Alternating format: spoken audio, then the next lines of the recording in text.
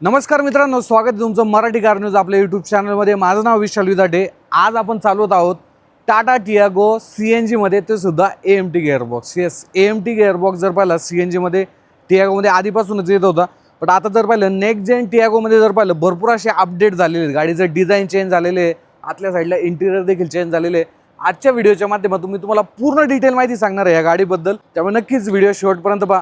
चला आपण व्हिडिओला सुरुवात करूया। ओके, तर मित्रांनो ही आहे टियागो CNG AMT आणि C19 नंबर आपल्याला मिळालेला आहे CNG व्हेरियंटमध्ये। गाडीची कीज जर पाहिली तर अशी काय आहे, लॉक अनलॉकचे बटन आहे, फॉलो मी हेडलॅम्प आहे। फॉलो मी हेडलॅम्प म्हणजे काय माहिती का, इथे हेडलॅम्प आहे ना, हा चालू होऊन जातो। समजा हे बटन जर प्रेस केलं तर हेडलॅम्प बंद होऊन जातो आणि तुम्ही इथनं जो बूट आहे हा रिलीज करू शकता।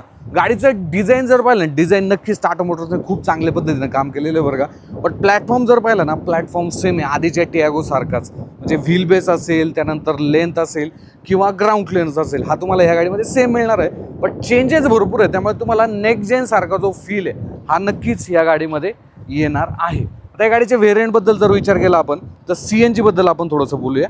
तर smart, pure plus, automatic, creative आणि क्रिएटिव्ह प्लस असे जे व्हेरियंट आहे हे देण्यात आलेले। समोर जे व्हेरियंट तुम्ही पाहताय ते क्रिएटिव्ह असणार आहे, ज्याची एक शोरूम प्राईस जर पाहिली मॅन्युअल गिअरबॉक्समध्ये तर ती असणार आहे 7,99,000, म्हणजे 8 लाख रुपये आहे। बट AMT व्हर्जन आम्ही चालवतोय, ह्या व्हेरियंटची जी प्राइसिंग आहे AMT ती अजून आलेली नाही आहे। 50,000 रुपये तुम्ही एक्स्ट्रा पकडून चला, ज्याच्यामध्ये जर पाहिलं 8.5 लाख रुपये एक शोरूम प्राईस जर पाहिलं ते या व्हेरियंटची असणार आहे। आणि तुम्हाला जर बेस मॉडेलमध्ये पण AMT घ्यायचं असेल तर स्मार्ट व्हेरियंटमध्ये AMT नाही मिळणार, बट त्याच्यावरच्या व्हेरियंटमध्ये जर पाहिलं प्युअर प्लस आणि क्रिएटिव्ह अशा व्हेरियंटमध्ये तुम्ही AMT व्हर्जन जे आहे ते घेऊ शकता। आता फ्रंट प्रोफाईलमध्ये जर पाहिलं तर इथे एक बऱ्यापैकी चांगला जो लुक आहे, प्रीमियम फील येतो बरं का। तुम्ही जर पाहिलं तर हेडलॅम्प LED मध्ये आहे, बट इथे फोग लॅम्प नाही आहे बरं का। इथे 360 डिग्री कॅमेराचा फीचर आहे। हा पॅनल जर पाहिला ग्लॉसी ब्लॅक आहे, टाटाचा लोगो आहे। नवील फ्रंट जो बंपर आहे हा तुम्हाला या गाडीमध्ये पाहायला मिळतो। साईड प्रोफाईलमध्ये जर आपण आलो, 14 इंचचे जे स्टील रिम आहेत ते मिळून जातात बरं का। 155 65 R14ची प्रोफाईल आहे। त्यानंतर असं काय साईड व्ह्यू तुम्हाला पाहायला मिळतो। रिसायकल जे प्लास्टिक हे या गाडीमध्ये बऱ्यापैकी यूज झालेलं बरं का। त्यानंतर ORM जर पाहिले तर इथे देखील जो कॅमेरा आहे तो देण्यात आलेला आहे। 360 डिग्री कॅमेराचं फीचर आहे। ॲटो फोल्ड जे ORM आहेत हे तुम्हाला या गाडीमध्ये मिळून जातात। त्यानंतर डोर हँडल जर पाहिले तर इथे तुम्हाला रिक्वेस्ट सेन्सर देण्यात आलेले आहे क्रिएटिव्ह व्हेरियंटमध्ये। क्रोम इन्सर्टसुद्धा आहे। त्यानंतर इथे देखील आहे। सो हा जो ब्लॅक पोर्शन तुम्ही पाहताय ना, तर इथे टाटा मोटरचं असं म्हणणे की आम्ही ब्लॅक देण्यामुळे ग्रीप चांगली मिळते। तो असं काय साईड व्ह्यू जो आहे तो तुम्हाला ह्या गाडीचा पाहायला मिळतो। तर इथनं पेट्रोल भरायचं आहे, 35 लिटरचा पेट्रोल टँक आहे। इथनं CNG भरायचं आहे। त्यानंतर इथे जर आपण आलो तर 35 लिटर वॉटर कॅपॅसिटी आणि 25 litre water capacity, 60 litre water कॅपॅसिटीचे दोन जे CNG टँक आहेत हे तुम्हाला इथे पाहायला मिळतात। रिअर प्रोफाईलमध्ये जर पाहिलं तर इथे LED जे टेल लॅम्पचं डिझाईन आहे ते देण्यात आलेलं आहे। इथे टर्न इंडिकेटर जर पाहिले ते सुद्धा LED मध्ये आहे। हा पॅनल जर पाहिला हा फक्त रिफ्लेक्टर आहे बरं का, याच्यामध्ये कुठले LED नाही आहे, बट कनेक्टिंग वाटतो रिअर साईडने पाहिल्यानंतर। इथे CNGची बॅजिंग आहे आणि बूट स्पेस, येस बूट स्पेस महत्त्वाचा आहे। सो इथे जर पाहिलं एक कॅबिन साईज बॅग आहे आणि दोन्ही जे आमच्या साईज आहेत हे आम्ही अशा ठेवलेले आहेत। सो नॉर्मली तुम्ही अशा पद्धतीनं जे स्पेस मॅनेजमेंट आहे ते करू शकता। आणि इथनं जर पाहिलं तर तुम्हाला जो ट्विन सिलेंडर टेक्नॉलॉजी ही गाडीमध्ये देण्यात आलेली आहे। इथे डिफॉगर आहे, वायपर, त्यानंतर वॉशर, येस वॉशर इथे देण्यात आलेलं आहे आणि शार्क फिन अँटेना। सो असे काही फीचर तुम्हाला बाहेरच्या साईडने जे आहेत ही गाडी ऑफर करते। आपण एकदा इंजिन पाहून घेऊया, म्हणजे इंजिन देखील महत्त्वाचं आहे। इंजिन सेटअप जर पाहिला तर असं काय आहे, 75 PS आणि 96 न्यूटनमीटरचा जो टॉर्क आहे हा AMT व्हर्जनमध्ये तुम्हाला मिळतो बरं का। आणि हे जर पाहिलं 1.2 लिटरचं नॅचरल ॲस्पिरेटेड पेट्रोल इंजिन असणार आहे, 3 सिलेंडर। ओके, आतल्या साईडला जर पाहिलं तर असं काय इंटिरियर तुम्हाला इथे ऑफर करण्यात आलेलं आहे। ड्रायव्हर साईड जी विंडो आहे ॲटो डाऊनच्या स्वरूपात तुम्हाला मिळते, बाकी चारही ज्या पॉवर विंडो त्या देण्यात आलेल्या आहे। तुम्ही पाहू शकता एक सॉफ्ट मटेरियल देण्याचा जो प्रयत्न आहे हा टाटा मोटर भरपूर ठिकाणी केलेला आहे। फॅब्रिक सीट्स आहेत, हाईट ॲडजस्टमेंट जे आहे ते तुम्हाला या व्हेरियंटमध्ये मिळून जाते मॅन्युअलमध्ये। त्यानंतर आपण आतमध्ये बसूया। खालच्या साईडला जर पाहिलं तर इथे दोनच पॅडल देण्यात आलेले आहेत, एक ब्रेक पॅडल आहे, एक रेस पॅडल असणार आहे। हे जे AC वेन्स आहे ना हे देखील ड्रायव्हरकडे टिल्टेड आहे बरं का, त्यामुळे तो देखील एक चांगला जो एक प्रीमियम फील आहे तुम्हाला येतो। इंजिन पुश स्टॉप बटन इथे आहे, थोडंसं खालच्या साईडला आहे असं मला वाटतं। गाडी चालू झाल्यानंतर तुम्हाला असं काय ओव्हरऑल लेआउट जो तो पाहायला मिळतो। Wireless Android auto, Apple CarPlay connected आहे। वायरलेस आहे आणि ही 10.25 इंचची जी स्क्रीन ती असणार आहे. स्टेअरिंग जर पाहिलं असं काय आधी जर पाहिलं टाटाच्या कारमध्ये जे इल्युमिनेटेड लोगो येत होता तो आता नाही आहे, पण माझ्यामध्ये हे स्टेअरिंग आहे ना खरंच चांगली आहे बरं का. इन्स्ट्रुमेंट क्लस्टर तुम्ही एकदा पाहून घ्या. इथे जर पाहिलं तर मल्टी इन्फॉर्मेशन आहे, ज्याच्यामध्ये जर पाहिलं तर इथं तुम्ही CNG पाहू शकता. त्यानंतर इथे जर पाहिलं तर जे पेट्रोल लेवल आहे ते पाहू शकता. बाकी स्पीडोमीटर, ट्रिप बी आणि इथे RPM मीटर देण्यात आलेले. रीड करण्यासाठी इझी आहे बरं का, असं जास्त तुम्हाला कॉम्प्लिकेटेड असं वाटणार नाही आहे. प्लस पेडल शिफ्टर सुद्धा देण्यात आलेले. येस, इथे जर पाहिलं प्लस आणि इथे मायनस आहे, कारण गाडी जर पाहिली AMT गिअरबॉक्समध्ये आहे. सो इथे एक जो डायल आहे तो देण्यात आलेला आहे. सो नॉर्मली आपण तो जो गिअर लिव्हर आहे तो नाही आहे, डायल आहे, जो की माझ्या मते एक प्रीमियम फील नक्कीच येतो. ऑटोमॅटिक AC आहे. इथे बटन देण्यात आले. 360 डिग्री कॅमेराचं फीचर आहे. सो कॅमेरा क्वालिटी तुम्हाला या गाडीमध्ये चांगली मिळणार आहे. इथनं गाडी जी आहे तुम्ही लॉक अनलॉक करू शकता. चांगलं फीचर आहे. त्यानंतर इथनं तुम्ही petrol to CNG to petrol manually जो आहे तो स्विच करू शकता. बाकी सीट्स क्वालिटी चांगली आहे. ब्लॅक इथे आहे, बेस इथे आहे. इथे जर पाहिलं एक्स्ट्रा जो थाई सपोर्ट आहे तो इथे देण्यात आलेला आहे. ग्लब बॉक्स जर पाहिला तर तो देखील ठीकठाक मोठा मिळून जातो. आणि हा कूल्ड आहे का, ओके, कूल ग्लब बॉक्स जो आहे तो तुम्हाला ह्या व्हेरियंटमध्ये टॉप व्हेरियंटचा आपण रिव्ह्यू करतोय बरं का. त्यानंतर इथे जर पाहिलं 2 मोबाईल ठेवण्यासाठी पॅड आहे, बट वायरलेस नाही. तुम्ही पेट्रोल व्हेरियंट जर घेतलं टॉप मॉडेलमध्ये तर इथे तुम्हाला वायरलेस जो चार्जर आहे ह्या साईडला मिळणार आहे. बाकी इथे जर पाहिलं 2 कप फोल्डर आहे, हँड ब्रेक, आर्म रेस्ट तुम्हाला इथे मिळून जातो. याच्या खाली 12 व्होल्टचा जो पॉवर सॉकेट आहे तो इथे तुम्हाला मिळून जातो. इथे जर आपण आलो तर डे नाईट जो एअरविम हा मॅन्युअली तुम्हाला मिळून जातो. LED मध्ये ज्या लाईट्स आहेत त्या मिळून जातात. आणि इथे एक व्हॅनिटी मिरर देखील तुम्हाला या व्हेरियंटमध्ये देण्यात आलेला आहे. इथे आहे तिकीट होल्डर. क्रूज कंट्रोल नाही आहे, जे की माझ्या मते ह्या गाडीमध्ये असायला पाहिजे होतं. ORM तुम्ही इथनं जे आहे ते ॲडजस्ट करू शकता. प्लस समजा तुम्हाला क्लोज करायचं आहे तर अशा पद्धतीनं तुम्ही क्लोज देखील करू शकता. ओपन करायचं आहे, ओके, खाली दाबावं लागेल, येस, ओके. सो अशा पद्धतीनं तुम्ही ज्या ORM आहेत त्या ॲडजस्ट करू शकता. ओके, तर तुम्ही हेडरूम पाहू शकता. हेडरूम चांगलं आहे. ड्रायव्हर सीट मी माझ्या हाईटनुसार जे आहे ते ॲडजस्ट करून ठेवलेलं आहे. रिअरमध्ये किती स्पेस आहे हा देखील आपण पाहूया. ओके, सो इथे चांगला स्पेस आहे. माझ्या मते ॲडजस्टेबल जे हेडरेस्ट आहेत ते ह्या गाडीमध्ये असायला पाहिजे होते, जे की ते नाही आहेत. फिक्स हेडरेस्ट देण्यात आलेले आहेत. आणि हे जे सीट बेल्ट आम्ही लावलेले ना, कारण की याला वेट सेन्सर नाही. त्यामुळे जेव्हा तुम्ही गाडी समजा एक व्यक्ती जरी ट्रॅव्हल करणार असाल तर अशा वेळेस काय होतं, जेव्हा तुम्ही गाडी चालू करता पुढे घेऊन जाता ती कंटिन्यू वाजत राहतं. सो आम्ही हे बसून जे आहे ते ठेवलेले आहेत. रिअर AC तुम्हाला इथे ऑफर करण्यात आलेलं आहे, जो की तुम्ही पाहू शकता. आणि इथे हे थोडंसं फिट अँड फिनिश लेवल नाही टाटा मोटर हे थोडं हलतं आहे आणि इथे गॅप आहे. सो ते धूळ वगैरे आतमध्ये जाऊन खराब होऊ शकतं. थोडंसं पॅनल गॅप्सकडे अजूनसुद्धा लक्ष देणं गरजेचं आहे. काही ठिकाणी तुम्हाला वाटतं बरं का पॅनल गॅप्स आहेत. हे जे हेडरेस्ट आहे हे सुद्धा फिक्स आहे, जे की माझ्या मते ॲडजस्टेबल देता आले असते. इथे जो स्पेस आहे तो देखील चांगला आहे. 2 मॅगझिन होल्डर किंवा मोबाईल वगैरे तुम्ही इथे ठेवू शकता. बाकी तर काय, कॅबिन लॅम्प फ्रंट साईडला एकच देण्यात आलेलं आहे. 6 एअरबॅग गाडीमध्ये स्टँडर्ड आहेत. कुठलाही जो आर्मरेस्ट आहे तो इथे देण्यात आलेला नाही. इवन सीट जर पाहिले ते सुद्धा पूर्ण प्लेन आहे. 60-40च्या रेशोमध्ये सुद्धा नाही. सो हे जे व्हेरियंट आहे हे क्रिएटिव्ह CNG मध्ये असणार आहे, AMT व्हेरियंट. सो असं काय आहे, थोडंसं आपण आता गाडी चालूया. ओके, तर मित्रांनो आपली जर्नी सुरू झालेली आहे. बँगलोर सिटीमध्ये मी चाललेलो आहे. बट आज जे कर्नाटकचे CM आहेत ना नवीन, त्यांचा शपथविधी आहे. त्यामुळे मला कॅब जे आमच्यासोबत कॅब आहे ते म्हटले की भरपूर ट्रॅफिक असेल. म्हटलं ठीक आहे, ट्रॅफिक जरी असेल तरी नॉर्मली AMT जे व्हर्जन आहे CNGमध्ये हे सिटीमध्ये जास्त चालवलं जाईल. आता थोडासा हायवे पॅच आहे, तिथे गाडी कशी चालते हे देखील आपण पाहूया थोडंसं. पहिली तर गोष्ट गाडी स्टेबल आहे बरं का, म्हणजे ओव्हरऑल जो ड्रायव्हिंग एक्सपिरियन्स आहे तुम्हाला एक चांगला मिळतो.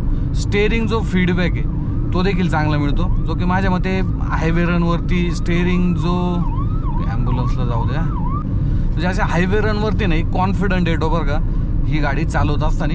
आणि म्हणजे स्टेअरिंग एवढं कॉन्फिडंट आहे ना, लाईट वेट पण आहे आणि कॉन्फिडंट आहे. त्यामुळे गाडी रोडवर त्याचं चिपकून चालते. म्हणजे असं तो फील येत नाही का की थोडीशी लो बजेट गाडी आहे किंवा एंट्री लेवलची गाडी, असा फील येत नाही. जो की माझ्या मते एक चांगला जो तुम्हाला जो ड्रायव्हिंगमध्ये कॉन्फिडन्स देणारा हा जो पार्ट आहे तो असणार आहे.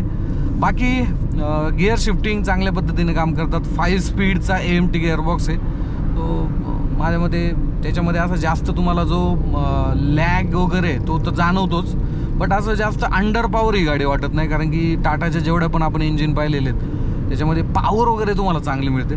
सो इथे देखील तोच फॅक्टर जो आहे तो तुम्हाला जाणवतो. जो इंजिनची पॉवर आहे ही कायम तुम्हाला जाणवते. असं क्विक ओव्हरटेकिंग वगैरे करायचं असेल तर आता चौथ्या गिअरवरती गेली, थोडासा तो जो लॅग आहे तो इथे तुम्हाला जाणवतो, बट तो AMT मध्ये असतोच. त्याच्यामुळं असं तुम्हाला तो जो फुल नाही का आपण जसं टॉर्क कन्व्हर्टर किंवा DCT मध्ये पाहतो क्विक गिअर शिफ्टिंग होतात, तसं इथं नाही आहे. अजून एक मुद्दा, सिटीच्या हिशोबानं हे जे टॉप मॉडेल ह्याच्यामध्ये चांगले फीचर जे आहेत ते ऑफर करण्यात आलेले. जसं की मला समजा राईट साईडला जायचं, आता राईट साईडला गाडी नाही थोडीशी मागे आहे, मी राईट घेतली तर इथे कॅमेरा जो ORMRचा आहे तो ऑन होऊन जातो. तो ते सेफ्टी दृष्टीने देखील माझ्या मते एक चांगलं जे फीचर्स आहे हे या गाडीमध्ये ऑफर करण्यात आलेले. आता समजा मला लेफ्टला जायचं आहे, लेफ्टचा इंडिकेटर दिला, मागे नाही आहे कोणी.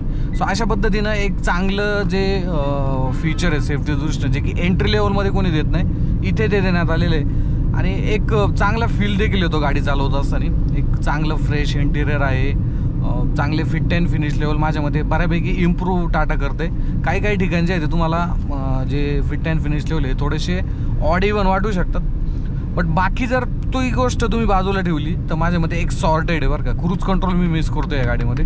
क्रूज कंट्रोल असायला पाहिजे होतं, जे की ह्या व्हेरियंटमध्ये नाही आहे. आता समजा मला क्विक पुढे जायचं आहे, थर्ड गिअरवरती आहे, बघा लॅग घेतला, थोडासा गॅप, गाडीचा स्पीड कमी होतं आणि मग परत पुढे जे आहे ते गाडी जाते. आता चौथ्या गिअरवरती आहे. सो असा AMT जे आहे ते थोडंसं हायवेवरती बिहेव करतं ज्यावेळेस थोडंसं स्टॉप अँड गो ट्रॅफिक असेल त्यावेळेस. आता काय करूया आपण, थोडंसं सिटीमध्ये मी तुम्हाला दाखवतो की सिटीमध्ये गाडी कशी चालते. एक बँगलोरचं लोकेशन आहे, तिथे चाललोय. 10 किलोमीटर जायचं आहे आणि फक्त खूप जास्त 32 मिनटं दाखवते 10 किलोमीटरसाठी. आता ह्या ड्रायव्हिंगमध्ये अजून एक मला एक्सपिरियन्स काय आला माहिती का, हे जे स्टिअरिंग व्हील आहे ना, तर याच्यात काय होते, हा हॉर्न आहे ना खूप मला हार्ड प्रेस करावं लागतं. हे प्रेस करतोय मी तरी देखील जे हॉर्न आहे ते वाजत नाही. सो बेसिकली वाजायला पाहिजे होता हा, बट इथे जर मी प्रेस केलं ना इथे वाजतोय.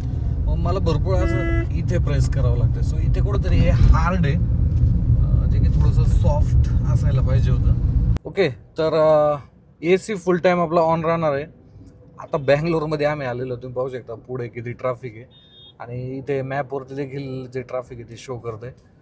फर्स्ट टाईम मी भरपूर बँगलोरमध्ये आलो बरं का, बट सिटीमध्ये कधी फिरण्याचा जो योग आहे आला नाही. काय मग आम्ही सिटीच्या बाहेरच होतो, बट आता फायनली थोडंसं ट्रॅफिक पाहूया. आणि गाडी जर पाहिली तर गाडीबद्दल विचार केला बघा, AMT गिअरबॉक्स आहे ना, माझ्यामध्ये ते क्लचचं झंझट जातं. तर AMT गिअरबॉक्समध्ये ना गाडी ट्रॅफिक कंडिशनमध्ये चांगली चालते बरं का, there is no doubt. Pickup वगैरे चांगलं आहे. ह्या गाडीमध्ये ना ॲटो होल्ड हे फीचर नाही, जे की आपण टॉर्क कन्व्हर्टर किंवा DCT मध्ये पाहतो. बट ठीक आहे, नसलं तरी माझ्यामध्ये ते जास्त मॅटर करत नाही. इथे फक्त तुम्हाला तुमचा उजवाच पाय जोर पाहिला तर अशा ट्रॅफिक कंडिशनला ऑपरेट करायचं आहे आणि मग गाडी जी आहे ती चालवायची आहे. AMT गिअरबॉक्स आहे, हा असतो एक इकॉनॉमिकल प्राइजिंगमध्ये जे AMT आहे ते ऑफर करते. बट माझ्या मते इंजिन पण तेवढं पॉवरचं असल्यामुळे ना तुम्हाला तो फीलसुद्धा येतो आणि क्लच नसल्यामुळं चांगल्या पद्धतीनं तुम्ही अशा ट्रॅफिक कंडिशनमध्ये गाडी चालवू शकता. टियागो AMT CNG मध्ये बँगलोर सिटीमध्ये चालवली, भरपूर ट्रॅफिक होतं, बट तिथे कुठेही असा कमीपणा मला या गाडीमध्ये वाटलेला नाही आहे. चांगल्या पद्धतीनं गाडी चालते. इव्हन हायवेवरती सुद्धा आम्ही रन घेतला ना तर तिथे सुद्धा चांगल्या पद्धतीनं जे फीचर्स आहेत, ओव्हरऑल जे वर्किंग आहे फीचर्स ते देखील चांगलं या ठिकाणी होतं. CNG मध्ये जर मायलेजचा विषय आला तर पहा तुम्ही, असा थोडासा जो गॅप आहे तुम्हाला पटकन समजा नाही का स्पीड पकडायचं आहे तर अशा वेळेस थोडासा आजोल्या घ्या जाणवतो. तर CNG मध्ये सिटीमध्ये ही गाडी 20 ते 22चं तुम्हाला CNG मध्ये मायलेज देऊ शकते बरं का, चांगल्या पद्धतीने चालवत. थोडंसं जर तुम्ही रफ चालवत असाल तर मग तिथे कुठेतरी जे CNGचं मायलेज आहे खाली येऊ शकतं. हायवेवरती 24-25चं जे मायलेज आहे हे AMT गिअरबॉक्सकडून तुम्ही घेऊ शकता. आणि गाडीबद्दल बोलायला गेलं तर टाटा मोटर्सला खरंच मी एक धन्यवाद देईल की एंट्री लेवलमध्ये त्यांनी एक चांगला प्रोडक्ट आणलेला आहे, जो की तुम्हाला एक प्रीमियम फीलसुद्धा देईल. असं नाही का नाही का बेस मॉडेल किंवा एक 10 लाखाचं बजेट आहे आणि त्या बजेटमध्ये मग बऱ्यापैकी कॉम्प्रोमाइज करावं लागतं.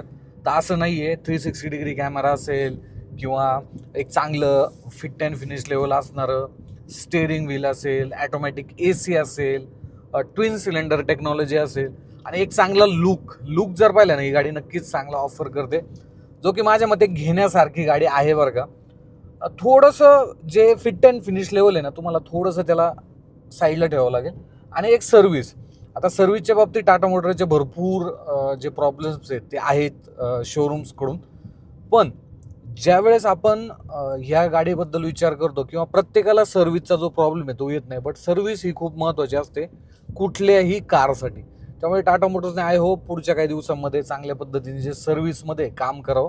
बाकी माझं ओपिनियन जर पाहिलं तर गाडी घेण्यासारखी आहे, एक चांगला लुक देते आणि 8 ते 10 लाखाच्या बजेटमध्ये माझ्या मते तुम्ही बेस मॉडेल न घेता एक साधारणतः क्रिएटिव्ह किंवा प्युअर प्लस इथनं जर तुम्ही स्टार्ट केली तर एक चांगला जो ऑप्शन आहे माझ्या मते ही गाडी असणार आहे. किंवा स्मार्ट प्लस वेरियंटसुद्धा येतं, त्याच्यामध्ये सुद्धा तुम्ही जे इन्व्हेस्टमेंट आहे ती करू शकता. आणि बेसिकली गाडी सेफ आहे, सो सेफ गाडीसुद्धा आजकाल महत्त्वाची आहे आणि ह्या बजेटमध्ये तुम्हाला सेफ गाडीसुद्धा भेटते. तो विचार करा. बाकी तुमचे अजून काही प्रश्न आले असतील तर कमेंट बॉक्समध्ये विचारा. भेटूया पुढच्या असंच एका नवीन व्हिडिओमध्ये. धन्यवाद.